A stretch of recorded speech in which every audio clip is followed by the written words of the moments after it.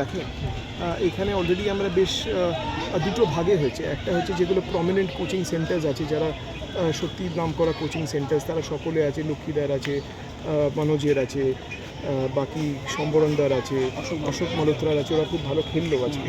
তো এগুলো তো আছেই, তার পাশাপাশি যারা আছে আজকে ক্রিকেট ক্লাব অফ ঢাকুরিয়া আছে।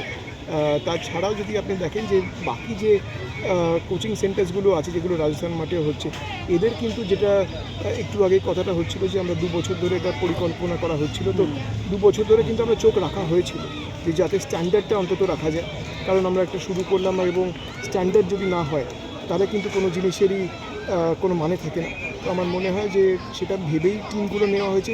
I think it's a mix and match. যদি আপনি দেখেন কিছু হাই প্রোফাইল কোচিং সেন্টার্সও আছে এবং ফর্মার ইন্টারন্যাশনাল ক্রিকেটারদের তাদেরকে অ্যাপ্রোচ করা হয়েছিল যাতে তাদের, কারণ আফটারঅল ক্রিকেটার্স যারা ওই হায়েস্ট লেভেল খেলেছে তারা কিন্তু সবসময় গাইড করতে পারবে বাচ্চাদের।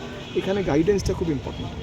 এর পাশাপাশি যদি দেখেন বাকি যারা অলরেডি বাচ্চাদের নিয়ে চর্চা করছিল তাদেরকেই কিন্তু ইনভাইট করা হয়েছে। এখানে অনেক কোচিং সেন্টার্স আরও অ্যাপ্রোচ করেছে, যারা করেছে তাদেরকেও আমরা গিয়ে দেখবো এরপরে যে কীরকম তারা আছে, কী ইনফ্রাস্ট্রাকচার তাদের আছে।